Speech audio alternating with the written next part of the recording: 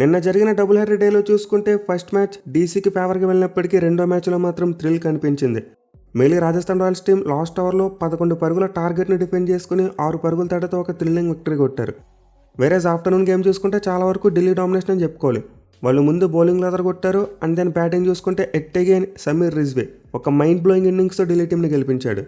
So రెండు మ్యాచ్ల గురించి ఈ వీడియోలో మాట్లాడుకుందాం. అయితే మన ముందు నిన్న జరిగిన థ్రిల్లింగ్ మ్యాచ్ గురించి మాట్లాడుకోవాలి. ఎందుకంటే ఐపీఎల్లో చూసుకుంటే ఇప్పటివరకు ఇంత క్లోజ్ మ్యాచెస్ మనం ఎక్కువగా చూడలేదు. అంటే లాస్ట్ ఓవర్ లాస్ట్ బాల్ వరకు యాక్టివ్గా ఉన్న మ్యాచెస్ మనం పెద్దగా చూడలేదు. బట్ నిన్న జరిగిన జీటీ వర్సెస్ ఆర్ఆర్ మ్యాచ్ మాత్రం ఫుల్ థ్రిల్ ఇచ్చింది భయ్య. ఎస్పెషల్లీ లాస్ట్ ఓవర్లో Tushar Deshpande mind blowing bowling చేశాడు. యార్కర్ ఆఫ్టర్ యార్కర్ వేస్తూ టార్గెట్ను అద్భుతంగా డిఫెండ్ చేశాడు.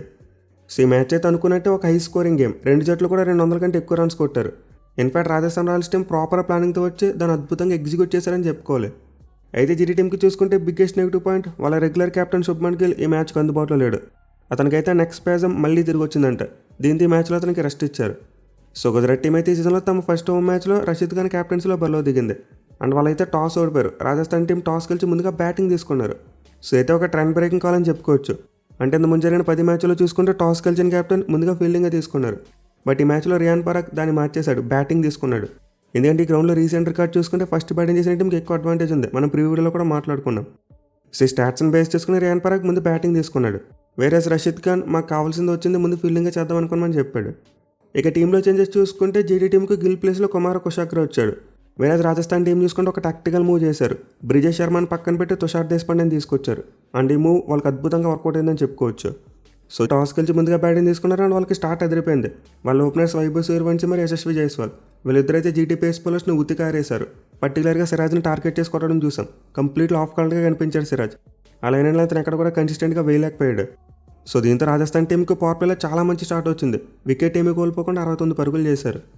బట్ పవర్ ప్లే ముగిసిన వెంటనే రషీద్ ఖాన్ వైభవ్ సూర్యవంశీ వికెట్ తీశాడు. అండ్ దాని రాజస్థాన్ టీం యొక్క స్కోరింగ్ రేట్ చూసుకుంటే పడిపోయింది. ధ్రువ్ జురేల్ స్ట్రగుల్ అయ్యాడు. ఐ థింక్ 12 బంతుల్లో 11 పరుగులు మాత్రమే చేశాడు. వేరే జైస్వాల్ చూసుకుంటే మాత్రం స్టార్టింగ్ నుంచి చాలా మంచి బ్యాటింగ్ చేశాడు భయ్య. మెయిన్లీ పవర్ ప్లే అతను కొట్టిన షాట్స్ బ్రిలియంట్ అని చెప్పుకోవచ్చు. అయితే అతను కూడా మిడిల్ ఓవర్స్లో కాస్త స్లో డౌన్ అయ్యాడు. సో వైభవ్ వికెట్ పడిన తర్వాత రాజస్థాన్ టీంకి అయితే కాస్త డల్ ప్యాచ్ నడిచింది. బట్ ధ్రువ్ జురేల్ అయితే స్టార్టింగ్లో స్ట్రగుల్ అయినప్పటికీ ఆ తర్వాత మాత్రం ఎక్సలెంట్ కంబ్యాక్ ఇచ్చాడు. ఫస్ట్ 12 బాల్స్కి 11 పరుగులు చేశాడు. బట్ తర్వాత చూసుకుంటే మాత్రం నెక్స్ట్ 9 బాల్స్కి ఏకంగా 20 రన్స్ యాడ్ చేశాడు. దీనివల్ల వీళ్ళిద్దరి మధ్య పార్ట్నర్షిప్ 37 బాల్స్లో 56 రన్స్కి చేరుకుంది. సో ఈ పాయింట్ ఆఫ్ టైంలో చూసుకుంటే ఆర్ఆర్ టీం చాలా అంటే చాలా స్ట్రాంగ్ పొజిషన్లో కనిపించింది. 12 ఓవర్స్కి 120 పరుగులు దాటేశారు. వికెట్ ఏమో ఒకటే కోల్పోయారు. దీంతో ఈజీగా 220 లేదా 230 కూడా కొడతారేమో అనుకున్నాం. కానీ ఆ తర్వాత వాళ్ళు ఒక ఎండ్లో వికెట్స్ కోల్పోవడం చూసాం. జైస్వాల్ 50 కొట్టిన తర్వాత అవుట్ అయిపోయాడు. అండ్ రియాన్ పరాగ్ చూసుకుని ఒక 6 కొట్టాడు. బట్ అతను కూడా వెంటనే అవుట్ అయిపోయాడు. ఇక తర్వాత చూసుకుని ఎట్మర్ మంచి క్యామ్ ఇన్నింగ్స్ అన్నప్పటికీ అతను కూడా ఎర్లీగానే అవుట్ అయిపోయాడు. 8 బంతుల్లో 18 పరుగులు చేసి అవుట్ అయిపోయాడు. అలాగే తర్వాత డోనోవాన్ ఫెరేరా కూడా 1 పరుగు మాత్రమే చేసి అవుట్ అయిపోయాడు. సో విధంగా 13-14 ఓవర్స్లో వికెట్స్ పడ్డాయి. అలాగే 16-17 2 ఓవర్స్లో వికెట్స్ పడ్డాయి. ఇన్ఫాక్ట్ ఫస్ట్ ఓవర్స్ తర్వాత మళ్ళీ బిగ్ పార్ట్నర్షిప్స్ రాలేదు. అయితే ఆర్ఆర్ టీంకి ఒక ఎండ్లో Dhruv Jurel mind blowing innings ఆడాడు భయ్య. అతని ఇన్నింగ్స్ లేకపోతే ఆ టీం ఖచ్చితంగా 200 స్కోర్ కొట్టేది కాదు. మెయిన్గా ఇనీషియల్ స్ట్రగుల్ తర్వాత అతను బ్రిలియంట్ కంబ్యాక్ ఇచ్చాడు. 42 బాల్స్కి 75 రన్స్ కొట్టాడు.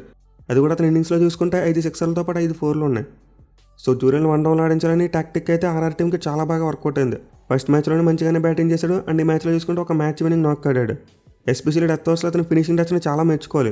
ఒక ఎండ్లో జడేజా వచ్చాడు కానీ స్ట్రగుల్ అయ్యాడు. ఇన్ఫాక్ట్ ఆ చివరి బాల్కి బౌండరీ కొట్టడం వల్ల అతను స్ట్రైక్ రేట్ 100 వరకు వెళ్ళింది. అదర్వైస్ అంత ముందు వరకు చూసుకుంటే 6 బంతులు 3 పరుగులు మాత్రమే చేశాడు. సో విధంగా ఆర్ఆర్ టీంకి ఓపెనర్స్ ఓడిపోయిన తర్వాత ఒక ఎండ్లో బ్యాట్స్మెన్ అయితే స్ట్రగుల్ అయ్యారు. బట్ అదే ఎండ్లో మాత్రం ధ్రువ్ జురేల్ ఒక మైండ్ బ్లోయింగ్ ఇన్నింగ్స్ ఆర్ఆర్ టీంకు 210 పరుగుల భారీ స్కోర్ని అందించాడు. సో ఎగ్జాక్ట్లీ ఆర్ఆర్ టీం ఈ స్కోర్కి ఏం చేశారు. టాస్ అప్పుడు కూడా రియాన్ పరాగ్ ఇదే చెప్పాడు. ఈ పిచ్ మీద 210 లేదా అంతకంటే ఎక్కువ కొడితే డిఫెండ్ చేసుకోవచ్చు అని చెప్పి. అయితే గుజరాత్ టీం బౌలింగ్ విషయానికి వస్తే మాత్రం యంగ్స్టర్ అశోక్ శర్మ చాలా అంటే చాలా ఇంప్రెసివ్ బౌలింగ్ చేశాడు. మెయిన్ అతను నుండి ఆ పేస్ చూసాం. ఒక బాల్ అయితే 154 కిలోమీటర్లు వేశాడు. అది కూడా ఒక సెజలింగ్ యార్కర్. సో అశోక్ శర్మ దగ్గర అయితే మంచి పేస్ ఉంది అండ్ ఆల్సో కంట్రోల్ కూడా మంచిగానే కనిపిస్తుంది. లాస్ట్ మ్యాచ్తో కంపేర్ చేసుకుంటే ఈ మ్యాచ్లో బెటర్ లైన్ అండ్ లెంత్ పెట్టాడు. ఇన్ఫాక్ట్ జీటీ బౌలింగ్లో చూసుకుంటే అతను అందరికంటే తక్కువ రన్స్ ఇచ్చాడు. 4 ఓవర్స్కి 37 రన్స్ మాత్రం ఇచ్చి ఒక వికెట్ తీసుకున్నాడు. బట్ మిగతా బౌలర్స్ అందరూ కూడా చాలా ఎక్కువ రన్స్కి వెళ్ళడం చూసాం. మెయిన్లీ సిరాజ్ మేయక్ అయితే ఒక ఫుల్ ఆఫ్ కలర్ డే అని చెప్పుకోవాలి. 4 ఓవర్స్కి 48 రన్స్ ఇచ్చేశాడు. ఈవెన్ ఒక వికెట్ తీసినప్పటికీ చాలా ఎక్కువ రన్స్ ఇచ్చాడు. అండ్ ఆల్సో పరిస్థితి కృష్ణ కూడా అంత ఇంప్రెసివ్గా వేయలేకపోయాడు. అతను కూడా 43 రన్స్ ఇచ్చాడు ఒక వికెట్ తీసినప్పటికీ. వేరే కగ్గేసరాబడ చూసుకుంటే గత మ్యాచ్తో కంపేర్ చేసుకుంటే చాలా బెటర్ బౌలింగ్ చేశాడు. ఎస్పెషల్లీ రన్స్ ఇచ్చినప్పటికీ ఇది ఆల్ ఇంపార్టెంట్ జైస్వాల్ వికెట్ తీశాడు. ఇక జీటీ కెప్టెన్ రషీద్ ఖాన్ చూసుకుని అతను కూడా ఒక వికెట్ తీసినప్పటికీ రన్స్కి వెళ్ళాడు. 39 పరుగులు ఇచ్చాడు. సో మొత్తం మీద జీటీ బౌలర్స్ అందరి ఎకానమీ కూడా 9 కంటే ఎక్కువ ఉంది. బట్ అయినా కానీ యంగ్స్టర్ అశోక్ శర్మ బౌలింగ్ మాత్రం చాలా ఇంప్రెసివ్గా కనిపించింది. అయితే జీడీ టీం మిస్ చేసిన ఒక ట్రిక్ ఏంటంటే సుందర్కు బౌలింగ్ ఇవ్వలేదు. మీకు మీ మెయిన్ బౌలర్స్ రన్స్కి వెళ్తున్నప్పుడు ఒక ఓవర్ సుందర్కి ఇవ్వాల్సిందే. ఎస్పెషల్లీ సిరాజ్ చాలా ఎక్స్పెన్సివ్గా ప్రూవ్ అయ్యాడు. దీంతో మధ్యలో సుందర్ని తీసుకొస్తే బాగుండు. సో మేబీ పవర్ ప్లే తర్వాత సుందర్ చేత ఒక 2 ఓవర్లు వేయించుంటే బాగుండేదేమో. ఎస్పెషల్లీ డెత్ ఓవర్స్లో వాళ్ళకి ఎక్కువ ఆప్షన్స్ కనిపించేవి. ఎనీవే చేజింగ్లో చూసుకుంటే జీడీ టీం చాలా స్ట్రాంగ్గా స్టార్ట్ చేశారు. ఎస్పెషల్లీ సాయి సుదర్శన్ అద్భుతమైన నాక్ కొట్టాడు. 44 బాల్స్కి 73 రన్స్ చేశాడు. మేలో ఒక ఎండ్లో కుమార్ కుషాగ్రన్ అలా నిలబెట్టి కొట్టేశాడు అంతే. సో గుజరాత్ టీంకి చూసుకుంటే ఫస్ట్ వికెట్కి 78 పరుగుల పార్ట్నర్షిప్ వచ్చింది. అయితే ఓపెనింగ్ పార్ట్నర్షిప్లో చూసుకుంటే ఎక్కువ డామినేషన్ సుదర్శన్దే. అతను 50+ రన్స్ కొట్టేశాడు. బట్ అఫ్కోర్స్ స్ట్రైక్ కూడా అతను ఎక్కువ తీసుకున్నాడు అనుకోండి. కానీ the way he batted is pure class అని చెప్పుకోవచ్చు. మరి ముఖ్యంగా జాఫ్రా మరి నాండర్ బర్గర్ లాస్ట్ మ్యాచ్లో బ్రిలియంట్ స్పెల్స్ వేసి వస్తున్నారు. బట్ వీళ్ళిద్దరిని మాత్రం అద్భుతంగా కౌంటర్ అటాక్ చేసి కొట్టాడు. వేరేస్ కుమార్ కుషాగ్రా చూసుకుంటే పర్వాలేదు, మంచి సపోర్ట్ ఇచ్చాడు. బట్ యాక్సెలేట్ చేయలేకపోయాడు. ఇక తర్వాత జాస్ బట్లర్ చూసుకుంటే మాత్రం చాలా మంచి నిక్లో కనిపించాడు. ఈ మ్యాచ్లో అగ్రెసివ్గా ఆడాడు. 14 బంతులు 26 పరుగులు చేశాడు. సో మరోసారి జీడీ టాప్ ఆర్డర్ నుంచి చాలా మంచిగా రన్స్ వచ్చాయి. ఇన్ఫ్యాక్ట్ సుదర్శన్ అంతసేపు ఢిల్లీ టీంకి విజయం నల్లేరు మీద నడకేమో అనిపించింది. ఎందుకంటే వాళ్ళ రిక్వైర్డ్ అనే విషయంలో ఎక్కడ కూడా వెనకబడలేదు. కంటిన్యూస్గా రన్స్ వస్తూనే ఉన్నాయి. బట్ రవి బిష్ణు ఎప్పుడైతే బౌలింగ్ చేయడం స్టార్ట్ చేశాడో అప్పటి నుండి ఆర్ఆర్ టీం కంబ్యాక్ ఇచ్చింది. అతను తను వేసిన ఫస్ట్ ఓవర్లోనే సుదర్శన్ వికెట్ తీశాడు. అండ్ దెన్ ఆ తర్వాత గ్లెన్ ఫిలిప్స్ మరి వాషింగ్టన్ సుందర్ ఇద్దరిని కూడా సేమ్ ఓవర్లో అవుట్ చేశాడు. మెయిన్లీ బిష్ణు బ్యాకప్ లెంత్ బాల్స్ని చాలా బాగా ఎగ్జిక్యూట్ చేశాడు. బ్యాట్స్మెన్ ఊరిస్తూ ప్రాపర్ ఫీల్డ్ సెట్ పెట్టుకుని చాలా అంటే చాలా అద్భుతంగా తన ప్లాన్స్ ఎగ్జిక్యూట్ చేశాడు. ఎట్ ది సేమ్ టైం అతని స్మెల్ను కాంప్లిమెంట్ చేస్తూ నెక్స్ట్ ఓవర్లో నాండర్ బర్గర్ ఒక బ్రిలియంట్ బౌన్సర్తో జాస్ బట్లర్ను బాల్తో కొట్టించాడు. సో 10 ఓవర్ తర్వాత దగ్గర నుండి జీడీ టీం వరుస పెట్టి వికెట్లు కోల్పోతూనే ఉన్నారు. మళ్ళీ రవి బిష్ణు ఓవర్ వేసిన ప్రతిసారి కూడా ఏదో ఒక మ్యాజిక్ జరుగుతూనే ఉంది. ఎందుకంటే తర్వాత 15 ఓవర్లో కూడా చూసాం రాహుల్ దేవ్ అయితే వికెట్ తీశాడు. అండ్ ఆల్సో 5 ఓవర్లో run out. Ravindra Jadeja mind blowing త్రూతో షారుఖ్ ఖాన్ రన్అట్ చేశాడు. సో విధంగా గుజరాత్ టీం 11 ఓవర్లో వికెట్ కోల్పోయింది. 13 ఓవర్లో 2 వికెట్లు, 14 ఓవర్లో 1 వికెట్, మళ్ళీ 15 ఓవర్లో 2 వికెట్లు. విచ్ మీన్స్ సుదర్శన్ అవుట్ అయిపోయిన తర్వాత వాళ్ళకి పార్ట్నర్షిప్స్ కనిపించలేదు. కంటిన్యూస్గా వికెట్లు పడిపోతూనే వచ్చాయి. మిగిలిన 15 ఓవర్లో రన్అట్ తర్వాత జీడీ టీం కంప్లీట్లీ డన్ అండ్ డస్టెడ్గా కనిపించారు. ఎందుకంటే 167 రన్స్కి 7 వికెట్లు పడిపోయాయి. అది కూడా 107 ఫర్ 1 దగ్గర నుంచి వాళ్ళు 161కి వచ్చేసరికి 7 వికెట్లు కోల్పోయారు. అంటే మిడిల్ ఆర్డర్ ఎంత కొలాప్స్ అయిందో మనం అర్థం చేసుకోవచ్చు. అయితే చివరిలో చూసుకుంటే మాత్రం రషీద్ ఖాన్ అండ్ రబాడా ఇద్దరు హోప్ ఇచ్చారు. వాళ్ళిద్దరు 30 బంతులు 43 పరుగుల పార్ట్నర్షిప్ యాడ్ చేసి జీడీ టీంని గెలిపించేలా కనిపించారు. ఇన్ఫ్యాక్ట్ 16, 17, 18 ఈ 3 ఓవర్స్లో కూడా చాలా రన్స్ వచ్చాయి. మిగిలిన 18 ఓవర్లో 15 రన్స్ కొట్టడం వల్ల వాళ్ళకి టార్గెట్ చిన్నది అయిపోయింది. లాస్ట్ 2 ఓవర్స్లో 15 పరుగులు కొడితే చాలు. అంటే 12 బంతుల్లో 15 పరుగులు చేయాలి. సో ఈ టైంలో అయితే నాకు జీడీ టీమే ఫేవరెట్స్గా కనిపించింది. కొట్టేస్తారేమో అనుకున్నాం. కానీ పాపులర్ రన్స్ ఇచ్చిన జాఫ్రా మైండ్ బ్లోయింగ్ 19th ఓవర్ వేశాడు. 4 పరుగులు మాత్రం ఇచ్చాడు. అంతే దాన్ని ఫాలోఅప్ చేస్తూ last over Tushar Deshpande yorker after yorker ఒక్క యార్కర్ మిస్ అయింది. అండ్ దాన్ని రషీద్ ఖాన్ సరిగ్గా కొట్టలేకపోయాడు. జాఫ్రా చేతిలోకి వెళ్ళింది. సో విధంగా లాస్ట్ ఓవర్స్లో అయితే మ్యాచ్ టర్న్ అయిపోయింది. ఆర్ఆర్ టీం అద్భుతమైన కంబ్యాక్ ఇచ్చారు. మెయిన్లీ మ్యాచ్లో 2 జట్లకి మేజర్ డిఫరెన్స్ చాలామంది నోటీస్ చేయింది ఏంటంటే ఫీల్డింగ్ అని చెప్పుకోవచ్చు. మీరు జీడీ టీం ఫీల్డింగ్ చేసినప్పుడు చూసుకుంటే వాళ్ళు ఆఫ్ ఛాన్సెస్ తీసుకోలేదు. అలాగే కొన్ని రన్అట్స్ కూడా మిస్ చేశారు. But whereas Rajasthan team fielding విషయానికి వస్తే అసలు మైండ్ బ్లోయింగ్ ఫీల్డింగ్ చేశారు భయ్య. ఆ క్యాచింగ్ అయితే ఎక్సెప్షనల్ అని చెప్పుకోవాలి. ముందు ఎట్మర్ బౌండరీ లైన్ దగ్గర సరిగ్గా జడ్జ్ చేసి క్యాచ్ పెట్టాడు. వేరేస్ జాఫ్రా చూసుకుంటే 2 క్యాచ్లు ఫ్రంట్కి డైవ్ చేసి పెట్టాడు. Especially last over under the pressure పడిన క్యాచ్ అయితే అమోఘమని చెప్పుకోవాలి. అలాగే సందీప్ శర్మ కూడా ఫ్రంట్కి డైవ్ కొడుతూ క్యాచ్ పట్టడం చూసాం. At the same time Ravindra Jadeja ఈ మ్యాచ్లో బ్యాట్ అండ్ బాల్తో పెద్దగా ఎఫెక్టివ్గా కనిపించలేదు. బట్ ఫీల్డింగ్లో చూసుకుంటే మాత్రం ది క్రూషియల్ రన్అట్ ఇంప్లిక్ట్ చేశాడు. ఆ పాయింట్ ఆఫ్ టైంలో చూసుకుంటే షారుఖ్ ఖాన్ చాలా మంచిగా యాక్సెలేట్ చేస్తున్నాడు. ఎందుకంటే అతను అనుకుంటుంటే జీడీ టీంకి ఫలితం వేరేలా వచ్చేదేమో. కానీ అతను చేసిన మిస్టేక్ ఏంటంటే జడేజా ఉండడానికి తెలిసినా సరే ఎక్స్ట్రా రన్కి ట్రై చేశాడు. సో ఇదైతే కంప్లీట్లీ బ్యాక్ ఫైర్ అయింది. జడేజా మామూలు త్రో వేయలేదు. అంత దూరం నుంచి కూడా ఇసిరి కొట్టాడు అంతే బాల్ని. ఎట్ ది సేమ్ టైం దురుజురులు కూడా ప్రాపర్గా కలెక్ట్ చేసి క్విక్గా బేల్స్ని పడగొట్టాడు.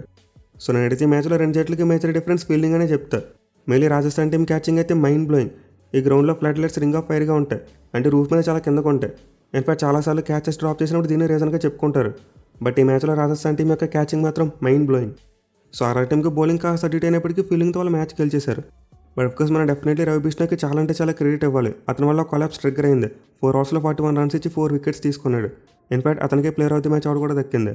ఇక మిగతా బౌలర్స్ చూసుకుంటే స్టార్టింగ్లో రన్స్ ఇచ్చినప్పుడు తర్వాత మెల్లగా కంబ్యాక్ చేశారు. మళ్ళీ ముందు చెప్పినట్టే Jofra and Tushar Deshpande excellent death bowling. ఆ 19th and 20th ఓవర్ గేమ్ని కంప్లీట్లీ మార్చేశారు. సో రాజస్థాన్ టీం అయితే వరుసగా 2 వికెట్ కొట్టింది. వేరే జీడీ టీం వరుసగా 2 మ్యాచ్ ఓడిపోయింది. ఇక ఈ మ్యాచ్కి ముందు జరిగిన డీసీ వర్సెస్ ఎంఐ మ్యాచ్ విషయానికి వస్తే డీసీ డామినేషన్ కనిపించింది భయ్య. అది కూడా ఈ మ్యాచ్లో వాళ్ళ బౌలర్స్ మామూలు బౌలింగ్ చేయలేదు. మనం ప్రీవిడీలో చెప్పుకున్నాం battle DC bowling versus MI batting అని చెప్పి. అండ్ ఇందులో చూసుకుంటే డీసీ బౌలర్సే అప్పర్ హ్యాండ్ సాధించారు. సో ఈ మ్యాచ్కి అయితే ముంబై కెప్టెన్ హార్దిక్ పాండ్యా అవైలబుల్గా లేడు, ఏదో ఇంజరీ ప్రాబ్లం అంట. దీంతో ముంబై టీం సూర్యకుమార్ యాదవ్ క్యాప్టెన్సీలో బరిలో దిగింది. అయితే వాళ్ళ టీంలో చేంజెస్ చూసుకుంటే మాత్రం చాలా సర్ప్రైజింగ్ అనిపించాయి. అంటే వాళ్ళు హార్దిక్ పాండ్యాకి రీప్లేస్మెంట్గా కార్బిన్ బాష్ని తీసుకోవడం కోసం బోల్ట్ని పక్కన పెట్టేశారు. మేబీ రోదర్ఫర్డ్ ప్లేస్లో కార్బిన్ బాష్ని తీసుకొచ్చి హార్దిక్ పాండ్యా ప్లేస్లో ఇండియన్ బ్యాట్స్మెన్ తీసుకొస్తే సరిపోదు. బట్ వాళ్ళు మాత్రం టాక్టికల్ మూవ్ అని చెప్పి బోల్ట్ని పక్కన పెట్టారు. బట్ ఎనిమిది మ్యాచ్లో ముంబై టీం బౌలింగ్ కంటే బ్యాటింగ్ ఎక్కువ తడబడిందని చెప్పుకోవచ్చు. మళ్ళీ ఢిల్లీ కెప్టెన్ అక్షర్ పటేల్ తన బౌలర్స్ని మామూలుగా రొటేట్ చేయలేదు భయ్య, అద్భుతమైన ప్లానింగ్ వేసుకొచ్చారు. ఎస్పెషల్ అతను మ్యాచ్అప్స్ నమ్ముకున్న విధానం అయితే అవుట్ ఆఫ్ ది వరల్డ్ అని చెప్పుకోవాలి. స్టార్టింగ్లో ముఖేష్ కుమార్ ఎక్సలెంట్ స్పెల్ వేశాడు, రియాన్ రకల్టన్ వికెట్ తీశాడు. బట్ ఒక ఎండ్లో చూసుకుంటే రోహిత్ శర్మ పేస్ బౌలర్స్ని కొట్టేస్తున్నాడు. ముఖేష్ కుమార్ వేసినా కొట్టాడు, లుంగింగిడి వేసినా కొట్టాడు. దీంతో అంటే అక్షర్ పటేల్ 4th ఓవర్లోనే బౌలింగ్కి వచ్చి ఆ ప్రెజర్ పెట్టడం చూసాం. మళ్ళీ స్పిన్నర్స్ ఎప్పుడైతే బౌలింగ్ చేయడం స్టార్ట్ చేశారో టర్న్ కనిపించింది పిచ్లో, అలాగే బాల్ గ్రిప్ అయి బ్యాట్ మీదకి వచ్చేది.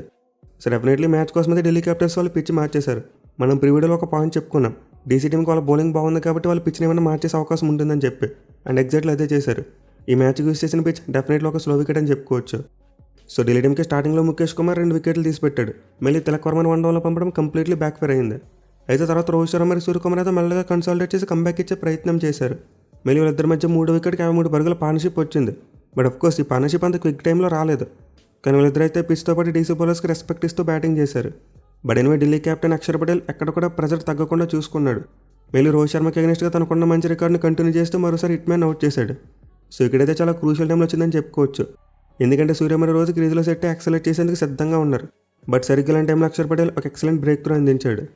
ఇక తర్వాత చూసుకుంటే ముంబై టీం ఎక్కడ కూడా యాక్సలెట్ చేయలేకపోయింది. సూర్యకుమార్ అయితే 50 కొట్టాడు కానీ 36 బాల్స్ ఆడేశాడు. వేరే నమందీర్ చూసుకుని అతను కూడా 28 రన్స్ కొట్టాడు కానీ 130 స్ట్రైక్ రేట్తోనే కొట్టాడు. అలాగే మధ్యలో సెరిఫిన్ పాటు 5 పరుగులు చేసి అవుట్ అయిపోయాడు. ఇక చివరిలో మిచెల్ శాంట్నర్ చూసుకుని యాక్సలెట్ చేయలేకపోయాడు.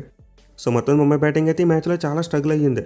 దీనిపై మనం డీసీ బౌలింగ్ని చాలా అంటే చాలా మెచ్చుకోవాలి. మరోసారి ఒక టీమ్ ఎఫర్ట్ చూసాం. ఎస్పెషల్లీ మ్యాచ్లో వాళ్ళు టీ నటరాజన్ వాడుకునేది అద్భుతం అని చెప్పుకోవచ్చు. అతను లాస్ట్ మ్యాచ్లో కంప్లీట్గా ఒక డిఫరెంట్ వేలో యూస్ చేసుకున్నారు. ఐ థింక్ పాపులర్నే బౌలింగ్ తీసుకొచ్చారు. కానీ ఈ మ్యాచ్లో చూసుకుంటే మాత్రం ఆ 14th ఓవర్ వరకు అతను తీసుకురాలేదు. సో నట్టు అయితే స్టార్టింగ్ 2 ఓవర్స్లో కొంతవరకు రన్స్ ఇచ్చాడు. But mind blowing 19th over వేయడం చూసాం. అలాగే ఒక వికెట్ కూడా తీసుకున్నాడు. ఎట్ ది సేమ్ టైం మిగతా బౌలర్స్లో చూసుకుంటే కుల్దీప్ యాదవ్ ఒక్కడ ఎక్స్పెన్సివ్గా ప్రూవ్ అయ్యాడు. మిగతా అందరూ కూడా అద్భుతమైన బౌలింగ్ చేశారు. ఏ బౌలర్ యొక్క ఎకానమీ కూడా 9 కంటే ఎక్కువ వెళ్ళలేదు. సో అక్షర్ పటేల్ 4 ఓవర్స్కి 22 రన్స్ ఇచ్చి ఒక వికెట్ తీసుకున్నాడు. లుంగింగిడి 4 ఓవర్స్కి 34 రన్స్ ఇచ్చి ఒక వికెట్ తీసుకున్నాడు. అండ్ ముఖేష్ కుమార్ 3 ఓవర్స్కి 26 రన్స్ మాత్రమే ఇచ్చి 2 వికెట్స్ తీసుకున్నాడు. ఇక విప్రాజ్ నిగం చూసుకున్న అతను కూడా 24 రన్స్ ఇచ్చి ఒక వికెట్ తీసుకున్నాడు. సో ఇలా ప్రతి ఢిల్లీ బౌలర్ కూడా అద్భుతమైన బౌలింగ్ చేశారు. మళ్ళీ మనం ఫస్ట్ మ్యాచ్ ఒకటి మాట్లాడుకున్నాం, వీళ్ళ బౌలింగ్లో ఏ బౌలర్ని టార్గెట్ చేయాలో అర్థం కావట్లేదు. అండ్ ఈ మ్యాచ్లో కూడా సేమ్ టు సేమ్ అదే రిపీట్ అయింది. మీరు వీళ్ళ బౌలింగ్లో ఏ బౌలర్ని టార్గెట్ చేద్దామన్నా కుదరట్లేదు. కేవలం ఈ మ్యాచ్లో కుల్దీప్ యాదవ్ బౌలింగ్లో మాత్రమే కాస్త ఎక్కువ రన్స్ వచ్చాయి. అదర్వైజ్ మిగతా వాళ్ళందరూ బౌలింగ్ మాత్రం మైండ్ బ్లోయింగ్ అని చెప్పుకోవచ్చు. ఇక చేజింగ్ విషయానికి వస్తే ఎట్టిగని కేఎల్ త్వరగా అవుట్ అయిపోయాడు. ఒక్క పరుగు మాత్రమే చేశాడు. అండ్ దెన్ ఆ తర్వాత నితీష్ రాణా చూసుకున్న డక్అవుట్. బుమ్రా ఒక అద్భుతమైన రన్అట్ చేశాడు. సో డీసీ టీం 7 పరుగులకి 2 వికెట్లు కోల్పోయింది. దీంతో మ్యాచ్ చాలా స్పైసీగా ఉంటుందేమో అనుకున్నాం. బట్ అగైన్ వాళ్ళు లాస్ట్ మ్యాచ్లో ఏ మూవ్ అయితే చేశారో సేమ్ అదే మూవ్ రిపీట్ చేశారు. అంటే సమీర్ రిజ్వీని ఇంపాక్ట్ ప్లేయర్గా నెంబర్ 4లో తీసుకొచ్చారు. అండ్ వరుసగా 2వ సారి ఇది వర్కౌట్ అయింది. ఎందుకంటే ఈసారి వాళ్ళకి మరో ఓపెనర్ నిశాంక్ అద్భుతంగా పెర్ఫామ్ చేశాడు. ఒక ఎండ్లో మరోసారి సమీర్ రిజ్వీ టైం తీసుకుని స్లోగానే స్టార్ట్ చేశాడు. కానీ పాతం నిశాంక్ మాత్రం అటాకింగ్ వేలో షాట్స్ ఆడడం చూసాం. సో దీనివల్ల డీసీ టీం 7 పరుగులకి 2 వికెట్లు కోల్పోయిన తర్వాత మంచిగా కంబ్యాక్ ఇచ్చారు. మళ్ళీ నిశాంక మరియు రిజ్వీ మధ్య 66 పరుగుల పార్ట్నర్షిప్ వచ్చింది. కానీ పార్ట్నర్షిప్లో ముందు చెప్పినట్టే నిశాంక డామినేషన్ ఎక్కువ, 38 పరుగులు చేస్తాడు 26 బాల్స్కి. వేరే సమీర్ రిజ్వీ 23 బాల్స్కి 25 రన్స్ మాత్రమే కొట్టాడు. అయితే నిశాంక వికెట్ పడిన తర్వాత సమీర్ రిజ్వీ యాక్సలరేట్ చేశాడు. మైండ్ బ్లోయింగ్ యాక్సలరేషన్ అని చెప్పుకోవాలి. ఒక ఎండ్లో డేవిడ్ మిల్లర్ అలా నుంచోబెట్టి చితక్కొట్టి పడేశాడు. అసలు బుమ్రా తప్పితే ఏ బౌలర్ బౌలింగ్కి వచ్చినా సరే చితక్కొట్టడం చూసాం. ఎస్పెషల్లీ షార్దుల్ ఠాకూర్, మయాంక్ మార్కండ్ అలాగే కార్బిన్ బాష్ వీళ్ళ ముగ్గురిని గట్టిగా టార్గెట్ చేసి కొట్టాడు. సో 4వ వికెట్కి రిజ్వీ మరియు మిల్లర్ మధ్య 39 బంతుల్లో 78 పరుగుల పార్ట్నర్షిప్ వచ్చింది. అయితే పార్ట్నర్షిప్లో 65 పరుగులు ఒక్క రిజ్వీ బ్యాట్ నుంచి వచ్చాయి. అది కూడా 28 బాల్స్ కొట్టాడు. అంటే తన యాక్సలరేషన్ ఏ రేంజ్లో ఉందో మనం అర్థం చేసుకోవచ్చు. ఫస్ట్ 23 బాల్స్కి 25 రన్స్ మాత్రమే కొట్టిన అతను ఆ తర్వాత మాత్రం 28 బాల్స్కి 65 రన్స్ కొట్టాడు. సో అయితే రియల్లీ క్రేజీ అంటే క్రేజీ యాక్సలరేషన్. నిజంగా సమీర్ రిజ్వీ రేంజ్లో బ్యాటింగ్ చేస్తాడని చెప్పి డీసీ వాళ్ళు కూడా ఎక్స్పెక్ట్ చేసి ఉండరు. ఎందుకంటే మ్యాచ్లో అతను చివరిలో కొంచెం తడబడ్డాడు కానీ లేకపోతే సెంచరీ కూడా కంప్లీట్ అయిపోయింది. సో సమీర్ రిజ్వీ అయితే 51 బంతులో 90 పరుగులు చేశాడు. అండ్ అతను ఇన్నింగ్స్లో 7 4లతో పాటు 7 సిక్సర్లు ఉన్నాయి. వేరే అతనికి మిల్లర్ కూడా చాలా మంచి సపోర్ట్ అందించాడు. మళ్ళీ చివరిలో 4 బౌండరీస్ కొట్టి గేమ్ని అయితే ఫినిష్ చేశాడు. సో డీసీ టీం అయితే చాలా కంఫర్టబుల్గానే టార్గెట్ని చేసింది. అయితే ముంబై టీంకు బౌలింగ్లో చూసుకుంటే మాత్రం హార్దిక్ పాండ్యా లేనట్టు స్పష్టంగా కనిపించింది భయ్య. మళ్ళీ అతని ప్లేస్లో వచ్చిన కార్బిన్ బాష్ చాలా రన్స్ ఇచ్చేశాడు. అలాగే షార్దుల్ దగ్గర చూసుకుంటే కంప్లీట్లీ రివర్స్ అయిపోయింది. లాస్ట్ మ్యాచ్లో హీరో ఈ మ్యాచ్లో 0లో తయారయ్యాడు. 3 ఓవర్స్కి ఏకంగా 41 రన్స్ ఇచ్చాడు. సో ముంబై టీంకు బుమ్రా ఎక్సలెంట్ స్పెల్ వేశాడు. అండ్ దీపక్ చార్ కూడా చాలా మంచి బౌలింగ్ చేశాడు. ఈవెన్ శాంట్నర్ నుంచి కూడా చాలా మంచి స్పెల్ చూసాం. కానీ మిగతా 3 బౌలర్స్ ఎవరైతే ఉన్నారో వీళ్ళు మాత్రం చాలా ఎక్కువ రన్స్ ఇచ్చేశారు. వీళ్ళు 3 కలిసి 8.1 ఓవర్స్లో 100 పరుగులు సమర్పించుకున్నారు. సో మీరు 162 స్కోర్ కొట్టి 8 ఓవర్స్లో 100 పరుగులు ఇచ్చేసారంటే అక్కడే మ్యాచ్ అయిపోయింది. ఇక మిగతా బౌలర్స్ ఎంత గింజుకున్నా పని అవ్వదు. అయితే డీసీ టీంకి సెకండ్ హాఫ్లో పిచ్ కూడా కొంతవరకు హెల్ప్ అయిందని చెప్పుకోవచ్చు. అంటే ఫ్లడ్ లైట్స్ ఆన్ చేసిన తర్వాత బాల్ అయితే బ్యాట్ మీద రావడం స్టార్ట్ అయింది. మీలో 10th ఓవర్ మార్క్ దగ్గర నుంచి చూసాం బాల్ అయితే ఈజీగా బ్యాట్ మీద రావడం స్టార్ట్ అయింది. బట్ ఏమో డెఫినెట్లీ డీసీ బౌలర్స్ అయితే ముంబై బ్యాట్స్మెన్ చాలా అంటే చాలా గట్టిగా కట్టడి చేశారు. ఆ టీంకి ఎక్కడ కూడా యాక్సలరేట్ చేసే అవకాశం ఇవ్వలేదు. ప్రతి ఫేజ్లో కూడా అద్భుతంగా బౌలింగ్ చేశారు. మళ్ళీ Mumbai team both batting and bowling రెండింటిలో కూడా హార్దిక్ పాండ్యాని మిస్ అయ్యారని చెప్పుకోవచ్చు. సీజన్లో డీసీ బౌలింగ్ అయితే చాలా అంటే చాలా డెడ్లీగా కనిపిస్తుంది. 2 మ్యాచ్లు కూడా చాలా మంచి కలెక్టివ్ ఎఫర్ట్ ఇచ్చారు. అండ్ దీంతో యంగ్స్టర్ సమీర్ రిజ్వీ 2 మ్యాచ్లు కూడా వాళ్ళ బ్యాటింగ్ భారాన్ని ఒంటి చేత్తో మోసాడు. సో నిన్నటి విక్టరీస్తో బోత్ ఆర్ఆర్ మరియు డీసీ 2 టీంలు కూడా టాప్లోకి వెళ్ళిపోయాయి. రాజస్థాన్ టీం 4 పాయింట్స్తో టాప్లో ఉన్నారు. నెట్ అనేది అద్భుతంగా ఉంది. వేరే డీసీ టీం చూసుకుంటే వాళ్ళు కూడా 4 పాయింట్లతో సెకండ్ ప్లేస్కి వెళ్ళిపోయారు. ఇక పంజాబ్ టీం చూసుకుని వాళ్ళు కూడా 4 పాయింట్లతో ఉన్నారు. సో ప్రస్తుతానికి ఆర్ఆర్, డీసీ, పీబీకేఎస్ మరి ఆర్సీబీ ఈ 4 జట్లు అన్డిఫీటెడ్గా ఉన్నాయి. ఇక క్యాప్స్ విషయానికి వస్తే ఆరెంజ్ క్యాప్ సమీర్ రిజ్వీ దగ్గరికి వచ్చేసింది. 160 పరుగులతో 2 మ్యాచ్లో 2 50s కొట్టి 160 పరుగులతో టాప్ ప్లేస్లో ఉన్నాడు. మిగిలిన అతని యావరేజ్ మరియు స్ట్రైక్ రేట్ మైండ్ బ్లోయింగ్ అని చెప్పుకోవచ్చు. వేరే పర్పుల్ క్యాప్ విషయానికి వస్తే బిష్ణు చేతికి వచ్చేసింది. అతను కూడా 5 వికెట్లు తీశాడు. బట్ వైశాఖ్ విజయ్ కుమార్తో కంపేర్ చేసుకుంటే అతనికి బెటర్ ఎకానమీ ఉంది. దీనివల్ల అతను టాప్ ప్లేస్లో ఉంటే పర్పుల్ క్యాప్ను హోల్డ్ చేసుకుంటున్నాడు. సో సాటర్డే రోజు అయితే మనం 2 డిఫరెంట్ మ్యాచెస్ చూసాం. ఒక లో స్కోరింగ్ గేమ్, ఒక హై స్కోరింగ్ గేమ్. మరి ఈ రోజు 2 మ్యాచ్లో ఎలాంటి గేమ్స్ చూడొచ్చు మనమైతే ప్రివ్యూలో మాట్లాడుకుందాం. Thank you for watching. Have a nice day.